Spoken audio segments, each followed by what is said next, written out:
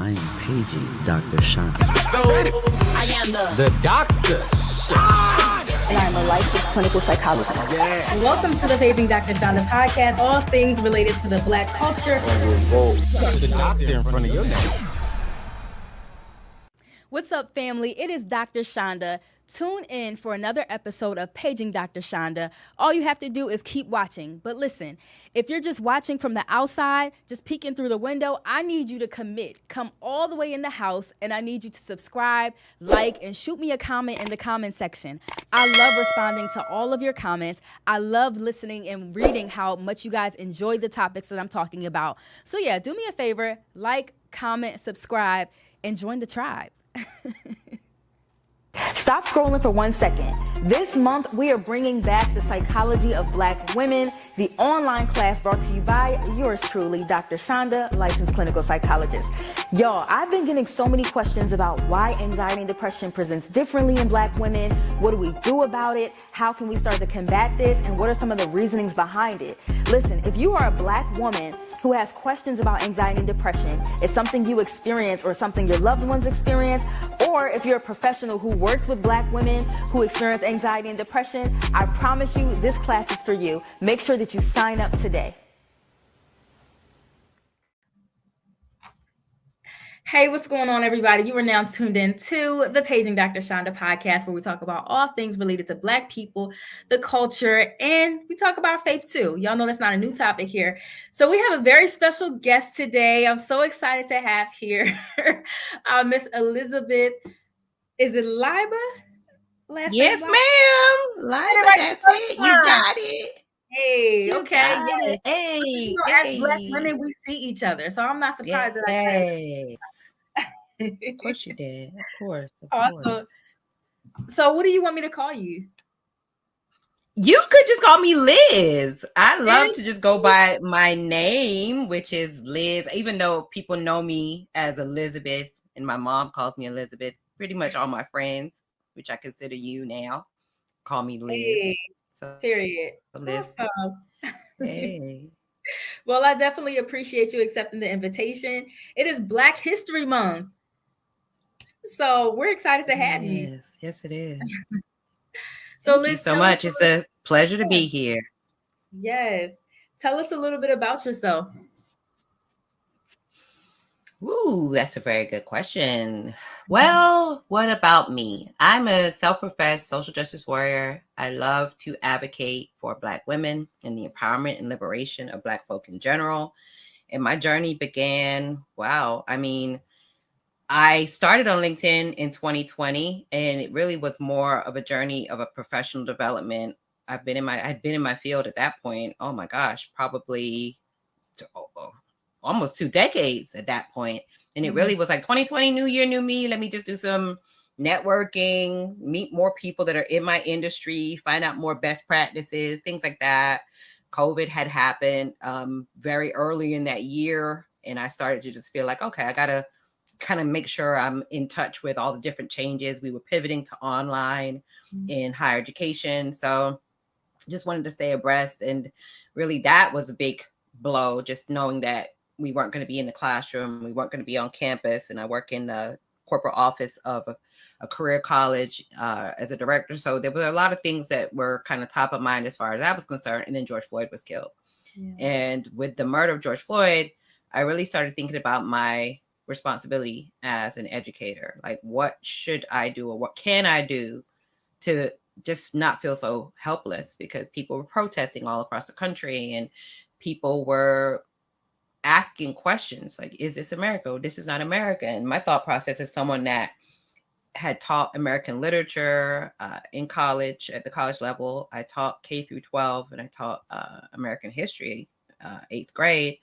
This is America. Historically speaking, America has had a lot of struggle, strife, challenge, and out genocide, slavery, hurt, abuse, pain, oppression. So all of that is American as apple pie, pretty much. And when people are saying this is not America, it just felt like, where did you go to school? Because that, if you crack open any history book, you'll see that. to me that people that are leaders in corporate America, I'm like scrolling through my timeline, and people that are, VP of this, regional of that, hiring manager of this, are saying that they didn't realize that racial strife or struggle or oppression was a part of the Black experience. I'm just like, that basically is the hallmark of the Black experience in America, and especially me, because I'm not even from here. I'm an immigrant. I'm from UK, born in London. I was raised in South Florida. So it just felt a little bit like, okay, people need to know. What would I do in my classroom if this was happening? I wasn't in my classroom because of COVID. I was teaching some classes online, but I really wasn't going to campus. So I just started to educate people online. I'm like, you know what? LinkedIn is where I'm at right now. I'm not really on Facebook or anywhere else. I'm just kind of here doing my little social networking. So I didn't have any fear about, I shouldn't post about, Black history, because people might think. There were people at my job that said that, like, oh, you posting a lot of Black history stuff. Like, well, you better calm down. And I was just like, well, there's nothing for me to calm down about, because I'm not looking for a job. And I don't really care if people think I'm ultra radical or blackity black, because I am. So what? So that's literally what I started doing. I had an education podcast, a higher ed podcast, and we had started getting a little traction, and people had started following me. But I wasn't necessarily concerned about whether people followed me or not. I didn't set out to really advocate. I just wanted to educate. And it just started to resonate with people, because I was just like, okay, let's talk about Black history. Let's talk about Black oppression. Let's talk about slavery. Let's talk about all the things, police brutality. Let's talk about all these things, racial profiling that people are saying they weren't aware of. And let's look at historically how that has all played out.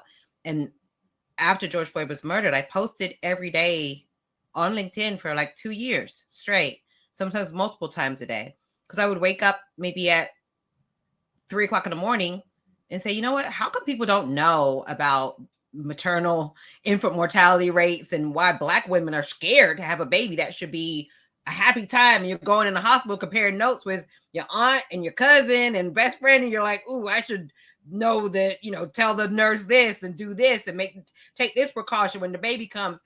There's a lot of things, shared experiences, that just started to become very evident after George Floyd was murdered. And then really toward the end of 2021 was more like, okay, there isn't a revolution. There isn't going to be liberation. We're not going to have a whole restructuring of America. People just seem to go back to, that happened, and now let's just go back to regular life. And I started to feel really burnt out and stressed out from trying to educate people. I started to say, as a Black woman, a lot of the Black women I was talking to were expressing just how much of a burden was on their plate, how they were just trying to navigate corporate spaces and feeling overwhelmed, under pressure, underpaid, underappreciated. And I started to really think about that as a unifying, just a trait that was happening amongst the Black women that I was networking with on the platform, and started to feel as though all of us were saying very similar things. All of us had similar experiences. Why was that?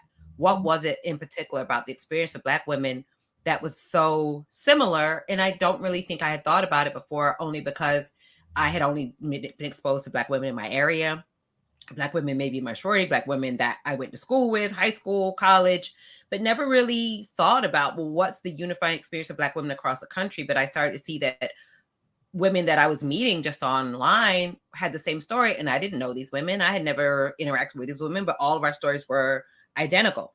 So I started to think that I wanted to explore that. And as an educator and a research writer, I teach English. So I teach anything in the English department, whether it's English comp for freshmen all the way up to almost really graduate level. But most of the time I've always taught up to seniors, which would be like research writing, professional writing. And as a professional, I always tell them, if you see a phenomenon or something's going on, you can't just tell me something's going on. Why is that happening? And do you have any credible research, stats, anything that's going to back up what you're saying? No one's just going to believe you if you start saying stuff. So I just kind of took that example from what I tell my freshman students in a comp class. If they're writing a basic essay, if you have a point to make, you need to research it and figure out how to validate that point and use that to back up what you were saying. And then that's how the book really started to come out and started to be formed. It was like me looking at, well, why do we have microaggressions? Why are we afraid to wear our natural hair?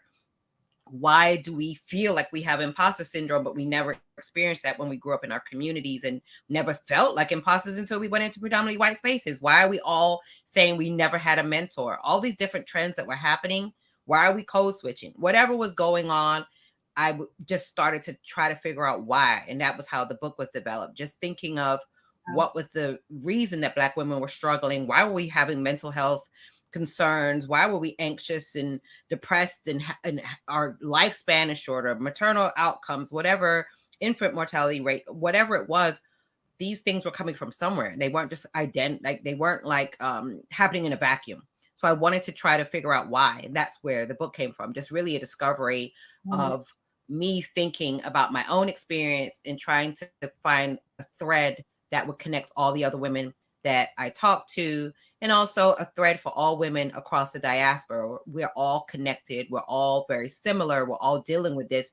This is not a figment of our imagination. Why is this happening? And I wanted to lay it all out so that we could all, as a collective, understand that it's not us. It's something that is beyond us, and we need to understand it so we can function in it. I think that's so powerful, because you just simply saying, the things that we've experienced in life, the things that we experience in the community and society isn't necessarily a product of us, our flaws that we might have, or us lacking certain skill sets. But it's a matter of the system. I think that we would think about ourselves differently and give ourselves more grace if we saw it as a systemic issue as opposed to a me issue. Yeah. You hear a lot of times about the pay equity and wage gap. So, for example, Black women's pay equity is September, and it keeps moving forward further and further into the year. But it's September 21st, I believe, is the date. But it is in September. So that means that it takes us an additional 9 months into the following year to earn what a white male earned the previous year. So it takes us a year and 9 months to earn the same thing, because we're making 50-something cents, 58 cents to $1 that a white male earns. And a lot of the articles that came out around Black Women's Pay Equity Day were Black women need to advocate better for themselves. Black women need to learn to negotiate. And my thought process is, well, we wouldn't have to negotiate if we were just getting paid properly. So I think there is a lot of that time we see that in the Black community, and we don't really question that. Why is there always victim blaming? If someone does something, in the case of police brutality, racial profiling, we saw it with George Floyd. We're seeing it now with Tyree Nichols, where it's like, oh, wait, maybe this happened. Maybe he did what was happening. And it's like, it doesn't really matter. No one deserves that. So I think as Black folk, we know these patterns are happening, but there tends to be, I think, a little bit for us, it's hard for us to even articulate, because articulating it means we have to face the fact that we're living in a society that's inherently unfair. Civil rights movement put legislation in place, but people are still circumventing that legislation by saying they don't see what's happening and they don't understand it. They don't know it. And we're like, well, there's 50 billion studies that have been done. You want me to now come in and explain to you how you're hurting me, why you're hurting me. And then when I tell you it, you're telling me that's not happening. And let's figure out some things, figure out why. And it started to, I feel like for me, it started to get frustrating that the blame is being pointed back on Black women for example, not running households or being the head of households, when we know that Black men have always been targeted and a part of the school to prison pipeline and are literally being taken out of the household. Welfare policy, even back in the 50s and 60s, said you can't have a man living in the household if you want to get benefits. And I know people that said, oh, I saw my mom doing that, So when you talk about, well, Black men, stay with your woman, and Black women stop having kids out of wedlock, people want to have kids. And people, even now, the birth rates are going down because people know they can't afford them, or people know that marriage is not necessarily the outcome that they want for themselves, but they do want to have children. But we were specifically targeted to say, well, if you're trying to get welfare, where's your husband? And if he's in the household and he's not working, then you can't get welfare. And those were things that were specifically targeted toward the Black community. And then you turn around and take that stereotype and weaponize it and say, well, Black women are aggressive. Black women are loud. Black women are this, Black women are that. And I think a lot of those stereotypes, it does make us see ourselves differently. It does make us go into spaces and feel we have to work twice as hard, or feel our voices are not valid, feel like we're being looked at under a microscope. All those things that are happening and making us feel less than, it's not something that is an internal thing, which is why I said, let me break down imposter syndrome. I was talking to a Black male colleague who's very very well respected, and he's done a lot of things in IT and as a founder. And I was telling him, I feel like maybe I have imposter syndrome. And he was like, wait, imposter syndrome? What are you talking about? You're not an imposter. He's like, why are you saying that you have imposter syndrome? And I said, I don't know. I just feel kind of nervous when I'm going to these situations. I feel kind of scared. And this was in 2020. So this was after I had even been very vocal and outspoken and doing all this stuff and doing all this national publicity, been interviewed by New York Times Magazine, Forbes. And he's like, that doesn't make sense. I don't think you should say that about yourself. And I started to say, I don't know why I'm even saying that. So I started to research imposter syndrome and found that even all the studies were saying that most of the people that had imposter syndrome were women or people from historically excluded, marginalized backgrounds. And it started to feel as though we really didn't have imposter syndrome. We were going into spaces and we were being treated like imposters. And that made us second guess ourselves. So I started saying, well, it's not imposter syndrome, it's imposter treatment. A syndrome is something that's coming from inside you. A syndrome is something that you have to fix because you got to get more confidence. And it really isn't that. Most of us that grew up in Black neighborhoods, they were telling you, you better get an A. My parents, when we got a B, it was like, okay, that's good. But we always were expected to be excellent. Our teachers always uplifted us. I grew up in the South, on the east side of Fort Lauderdale. So all my teachers mainly were Black, and they wore kente cloth, and they told us we were kings and queens. We didn't have no imposter syndrome. We got into spaces where people were like, what are you doing here? Are you a diversity hire? Did you affirmative action? That's what happened to me when I went into undergrad. People just were side-eyeing you because you were one of only one Black or two Black students in a class. And there was a sense that you didn't deserve to be there, especially if you're there on scholarship. And even scholarship recipients, we had to still be excellent, but there was always this cloud over your head, like I have to prove myself. So these are some of the things that were consistent across the board with Black women. And I really wanted to create more of it. And it's not, when I say I'm not yelling, a Black woman's guide to navigating the workplace, it's not like, here's the 3 steps for you to like get the corner office. So some tips so that you can negotiate your salary. This is like more, this is how you boss up inside yourself. So you won't even think about, I got to negotiate my salary, because you're going to go in there and boss up and you deserve that salary. And I've done that with my boss. Like, I deserve a higher pay. Like, this is why. I'm not even questioning why. Yeah. You know what I mean? Yeah. Because you're probably struggling with that. I want to hear about that. Like, how did you do that? Yeah, because I think what happens is we haven't done internal work, and that's not our fault. We don't have time to do internal work. We are busy, we are stressed, we're thinking about all the different stressors. And I think even since everything that's happened with the Tyree Nichols, the brutality of that situation, it lets us know that as Black folk, that is our worst nightmare, and it is our experience that we don't ever go outside our house without having our head on a swivel. And the idea that under all that stress that we still have to go into predominantly white spaces. I think I posted about this on LinkedIn. I'm like, y'all are saying that, Black neighborhoods and Black and white crime and the hood and this and that, we're scared of y'all. I will walk through the hood by myself before I will go into some of these predominantly white spaces, because that's where my fear really is. And there is a sense that those that are in the majority really don't have a sense of just how much anxiety we have going into an interview or walking into a boardroom where nobody looks like us and we know we're going to be scrutinized. And I think that internal work of us looking at, why am I code switching? Why am I afraid to go in an interview with my afro? Why do I think that, if someone's talking over me, instead of me saying, hey, can you let me finish? It's better for me just to be quiet or just laugh it off like it's not a big deal. It is a big deal, and it shouldn't happen. And I'm very big on, maybe because of also my education background, there's a sense that if you let people get away with bad behavior and don't correct it, it's just like in the classroom. If a student's disruptive and I just let them get away with it, that student is like, oh, okay, open season. And I think that's what Black women have been trained to do. Like, come on, this is the Black tax. No one cares about your tears. No one cares about, and it's not our parents' fault or our teachers' fault or our mentors' fault. Coaches, they did what they thought was needed for us to be able to survive in these predominantly white spaces.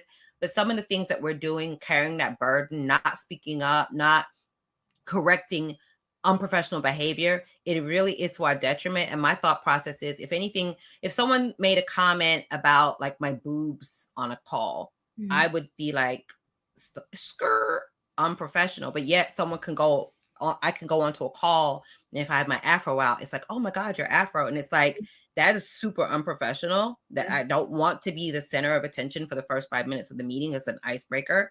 And I'm going to correct that. And I'm gonna like either do a blank stare or, oh yeah, and let that person feel uncomfortable. Because if you're gonna make me uncomfortable and make me like the centerpiece of your little, you know, whatever, your icebreaker or whatever people do when they do weird stuff like that, then I feel as though now it's my opportunity as a teachable moment to be like, well, this is just my regular hair that I actually have every day. So welcome to it, or something that lets them know that I don't appreciate what they're doing. And then typically what I will say after a meeting is I'll say to my boss, hey, such and such keeps interrupting me. Can you like make sure that my contributions are heard, because I feel as though people are interrupting me when I'm trying to get my point out. I've said that up until like the past like month or so, even on the job, because I'm big on educating people.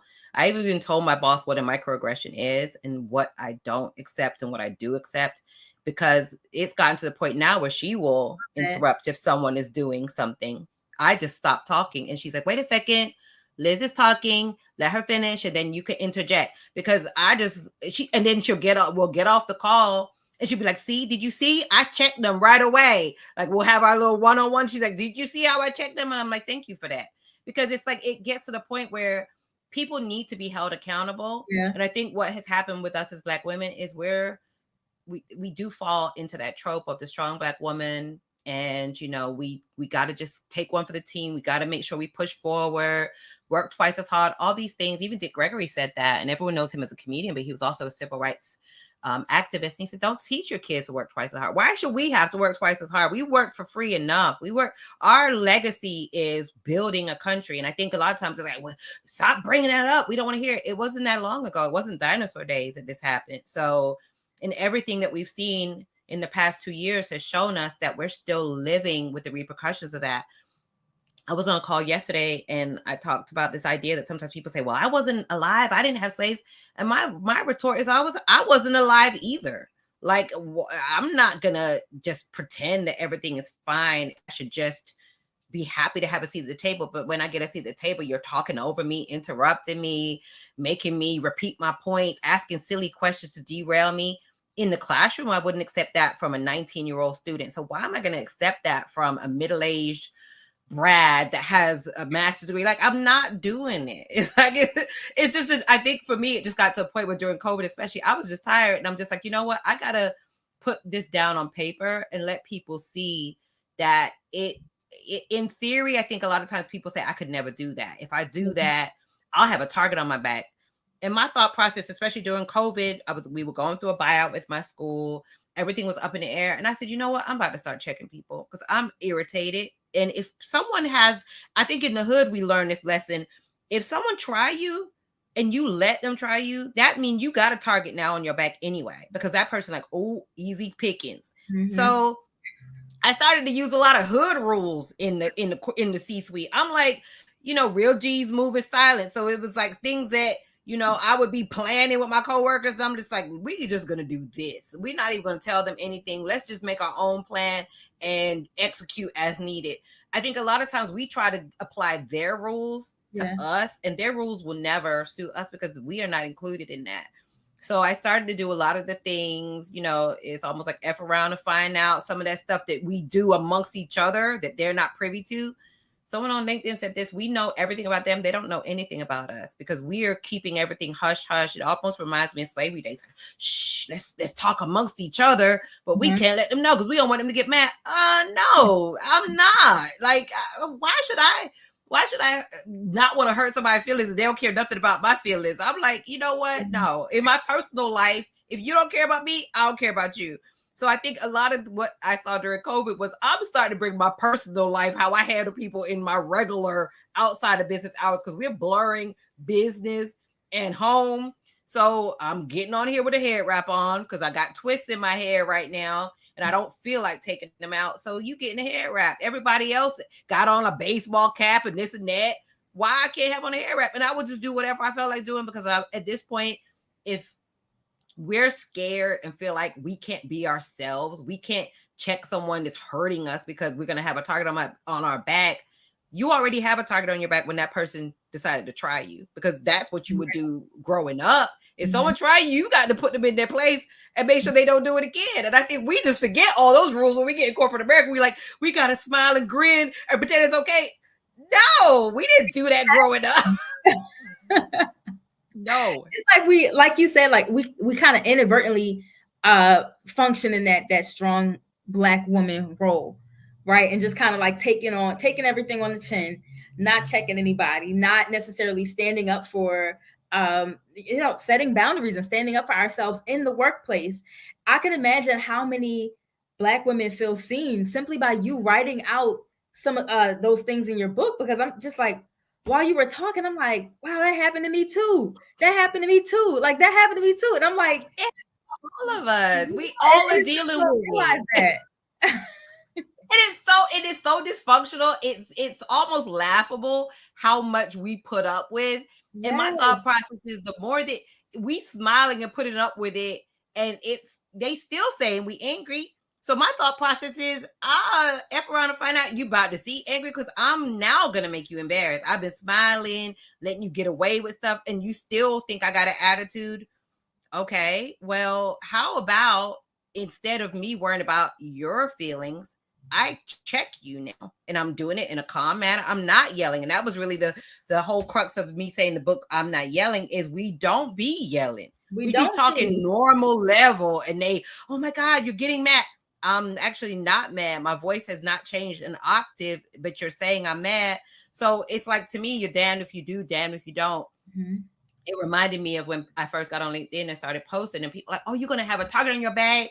People not going to want to work with you. And it was the opposite. The more that I just started keeping it real and being honest, people were flocking to me like, do you want to come speak at my company? Do you want to do this? Do you want to write a book? Do you want to do a podcast? So I feel like sometimes the older people used to say when we were growing up, you blocking your blessing, because it's like we up here trying to conform and configure ourselves into a figure eight of what society, or quote unquote, what our elders or what people said we should be and what we should do.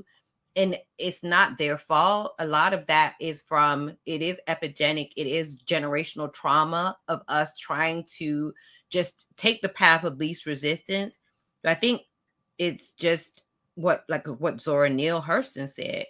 If you smile while they're killing you, they'll say you like it. And I think that's what a lot of us do. We tend to smile, play it off, make a joke, don't act like stuff doesn't bother us. But then that person is like, oh, okay, no problem. There's nothing inappropriate about that. And they'll keep doing it. And I think for us, empowering ourselves to understand the strength of our story. Like in the book, I just thought about, well, who am I at my core? What does that mean? How do I empower my voice so that my voice is seen and heard? What are some things I can do to enhance my community, my ability to just understand myself? I think a lot of us are stepping into spaces and our identity is so formed by what other people think that don't look anything like us, rather than us looking internally about what our own identity is and how we show up with that. And it doesn't have to be like, oh, you make a radical transformation and you're somebody totally different. It's actually reaching into who you really are at your core. And for a lot of us, we don't even know who that is, because we've been code switching and pretending to be something different for so long. We don't even know the power in our authentic selves. And that's really what the book was about. If you are feeling powerful in your authentic self, when W.E.B. Du Bois, a lot of my study about just life in general and what it means to be Black in America comes from his book, Souls of Black Folk. People tell me, what should I read? Eva Makes Candy, White Fragility. Have you read W.E.B. Du Bois, Souls of Black Folk? Because that's from 1903. I don't care nothing about stuff that was written today if you didn't even read the foundation, because he wrote that stuff. First Black man to receive a PhD from Harvard. And when he got his PhD, he said, it was Harvard pleasure to have me there. He didn't say, thank you, Harvard, for giving me the opportunity. So it's like, we have to go into spaces where it's like, imagine that man, not even a generation out of slavery, 1903. So 1896, Plessy versus Ferguson, which established separate but equal. 1865, slavery ended. 1903, he strutted across, got his doctorate, and said, yeah, y'all welcome. Like, I helped y'all out by being here. We need to boss up like that. If you go into a space and you're comfortable in yourself, I don't have to give you like a script to ask your boss for a raise, because whatever you say, you're going to say it with confidence with your chest, and either they're going to do it or they're not. It ain't no, oh, there's a target on my back, I shouldn't ask. No, that's why you should be asking. And then for me, what happened was my boss knew I wasn't playing around, and I got a raise, because it's like, I'm not going to just keep sitting here waiting for her. And I think we tend to do that. There is a sense that closed mouth don't get fed. Not that it's our fault, but I think a lot of times we are overlooked. We're overshadowed. People don't, people taking our project, taking credit for it, not giving us a proper credit, and all these things. It's not to take away from the fact that those environments should be more nurturing. They should give us credit. They should make sure our projects, we get the appropriate pay increase or whatever for it. But until that happens, what do we do when we go in them spaces? And for me, it's like, I'm not going to shrink down and bow my head down like, oh, thank you for giving me the opportunity to be here. For what? For me to come in here and be stressed out because y'all won't recognize my talent?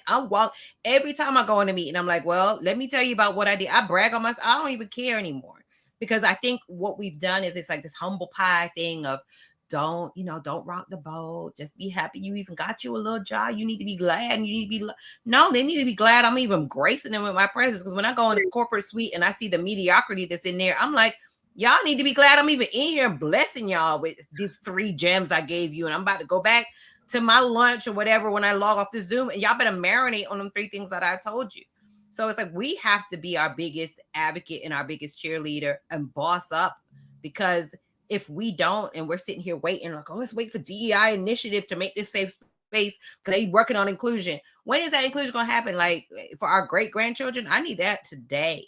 So it's like, we have to be more aware of just how much power we have. I think we don't necessarily give each other enough. And this is where this community comes in, like a podcast like this, where you're uplifting voices, finding different narratives. We need to hear other Black women's voices. We need to see other Black women that are successful. We need to pour into ourselves so we can really be nourished and navigate these spaces, not with like, oh, let me figure out how to brown nose so I can get a raise. More so like, let me know that I'm the shit, so they should be giving me a raise. Like, that's really the attitude, not like, oh, what's that whole idea of, well, Black women, the reason we're not getting paid is because we don't know how to negotiate. That thing rubbed me the wrong way so bad. People actually say that? Yeah, it was plenty of people that posted that on the day of Black women's pay equity. They was posting articles like Black women not asking for the raise. And yeah, that's probably true, but why don't you just pay me the proper amount that you're paying Brad in accounting? And then I won't even have to read this article about what to do to get a raise, because you're supposed to be paying me the same. And Black women are the most educated in our demographic. We stay getting degrees. We stay working harder. We stay putting in long hours. That is without question. And there isn't anyone that usually encounters this that doesn't say this person's dynamic. So this person is, a trailblazer. This person is this person's that. So pay me like that. And Viola Davis said that. Pay me like Julia Roberts or whoever is getting those plum rolls and is getting, just by the nature of who we are and what we look like, there's a sense that, oh, you don't need that. Like Oprah said, her boss said when she was in Baltimore, you don't need a raise. Like he has a family. Do you have kids? Do you have a family? Why would I give you a raise? Oprah was like, well, we're doing the same job, so can't you pay me the same? Like, you don't need it. They think that we don't deserve it. And it's like, we are more than worthy. We deserve it all. So why we have to have that attitude? I don't really care what people think about me, because I know the excellence that I bring. And I think the last chapter in the book was just when I was talking about this idea that not every space is for us. So we don't go into a space like, oh, I need to be thankful. Thankful for what? That you give me a paycheck? All these people getting laid off. Like, I don't have loyalty to any job, because a job is not going to have loyalty to me. So we shouldn't go into a job like, oh, I'm grateful. Thank you for being. No, this is a job. This is just like, this is a transaction. And I think a lot of times we look at a job as our identity.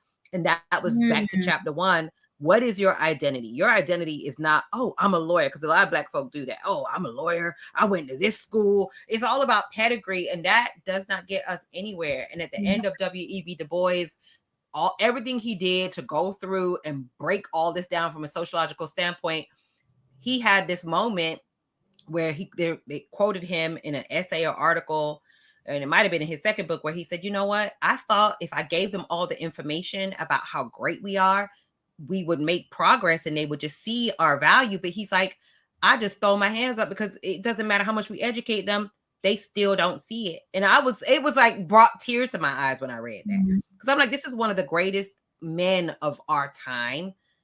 It's brilliant. Double consciousness. He came up with that before we even knew about anti-racism or anti-Blackness. He had a sense that we're walking in America and we're split in two, and all we're thinking about is what people that don't look like us see when they're looking at us. Like, even this idea of that, a lot of us can't really articulate that today. And he knew that in 1903. And for him to be like, you know what, no matter what we do, we show them everything about how great we are, they will never accept it. And I think that really is a hard thing for us to really reckon with. But at the end of the day, it is what it is. We have to know our greatness. And if they don't want to know it, then maybe we just need to be in that space and find a space that's going to be better for us. Yeah. You know, you making me want to reread Souls of Black Folks. I have it right here on my shelf. It's like one of my most, it's like that book. I read that my freshman year in college, and it literally changed the way I thought, because I was just like, this is what I've been struggling with. Like, this is why things are the way they are. But I don't think I really seriously unpacked it until George Floyd. And then even writing the book was when I really started to unpack a lot of these thought processes, how I talk to myself, what I think about myself, who I am, and at my core. A lot of it was tied up in where I went to school and what I do and how much I make. And at the end of the day, all that can be snuffed out in a minute. So what do I have at my core that makes me who I am, so that it doesn't matter what someone says when they look at me? I am so powerful in who I am as a person.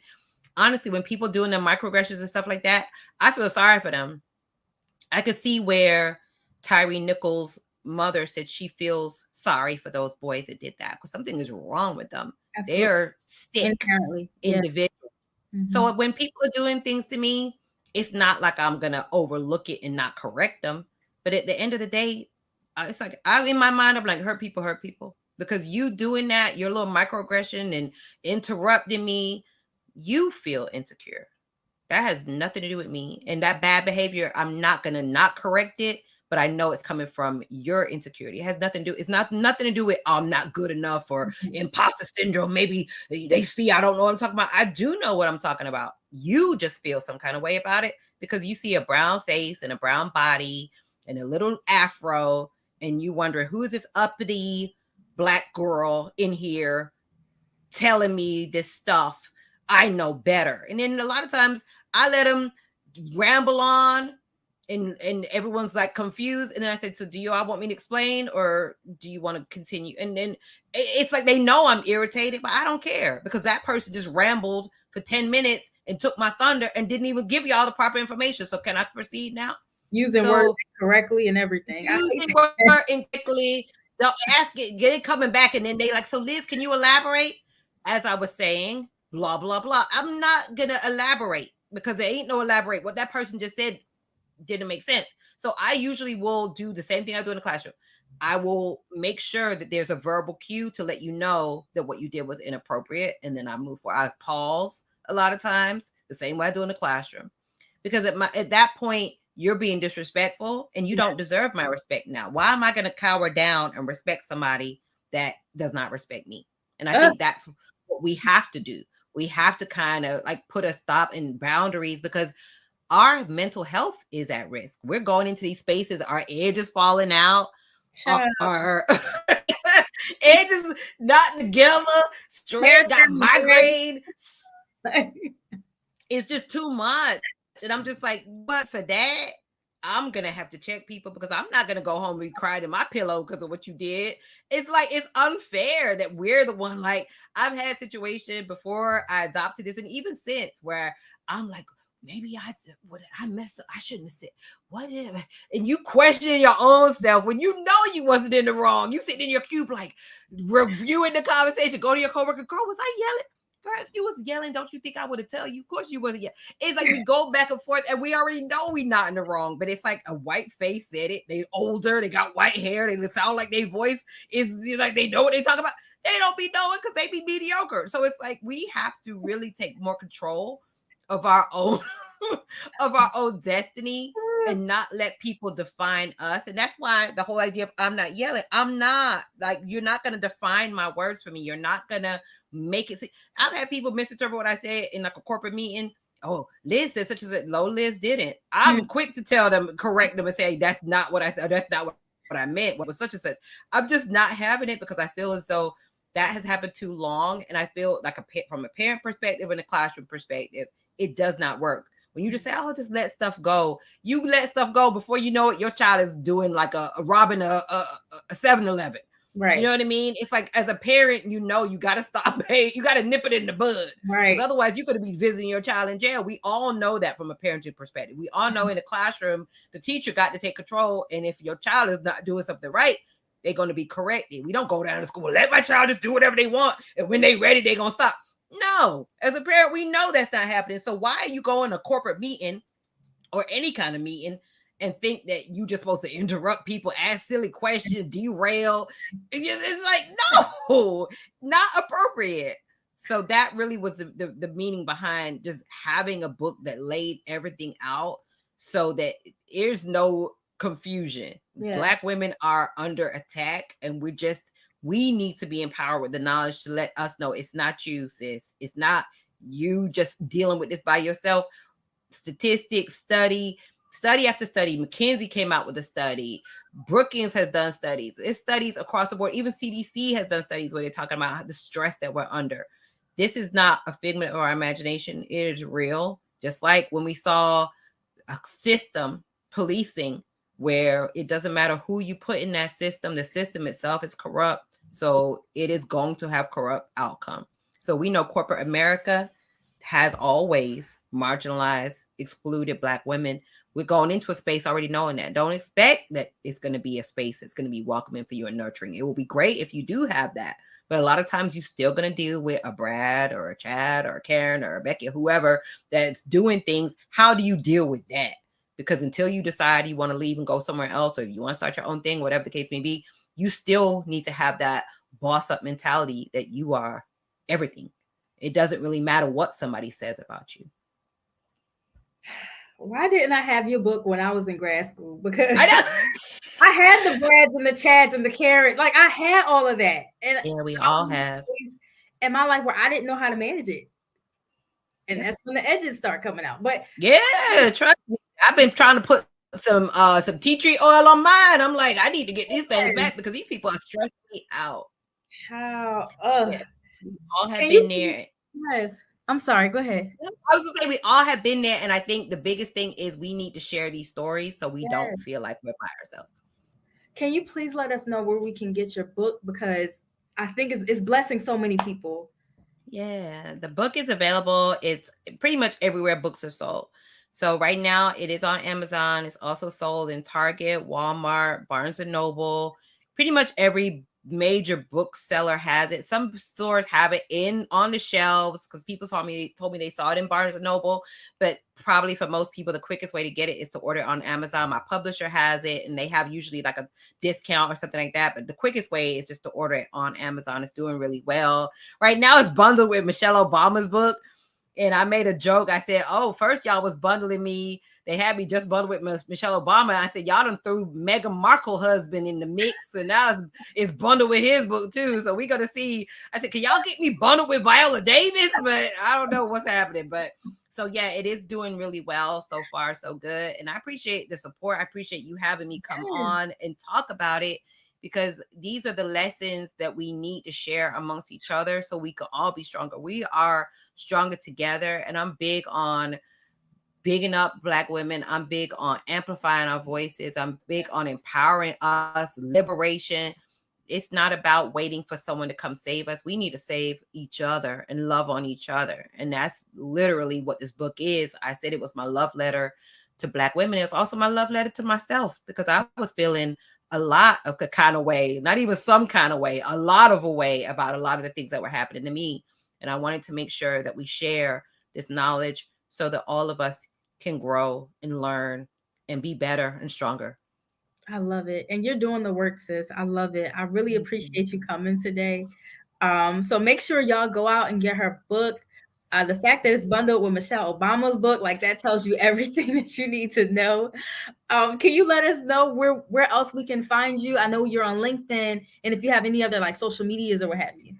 The main place to find me is on LinkedIn. I am on Instagram. I'm on TikTok. I'm on Twitter. I'm not yelling is my screen name or my profile name pretty much everywhere other than LinkedIn, which my first and last name. You can connect with me on LinkedIn. So yeah, just follow me on all those platforms. I'm always happy to talk to people, connect with people, chat about everything that the book brings up, and just be there as a source of inspiration for people that want to figure out how to empower their voices. I love it. Thank you so much, Liz, for coming on today. Make sure y'all support her. Of course, make sure y'all support her. And don't forget, we're celebrating Black History Month all month long. So make sure that you're tuning into the audio version of the podcast on Wednesdays and the video version on Thursdays. God bless y'all. And make sure you remember you have the power to create the emotions that you want to experience. All right, y'all.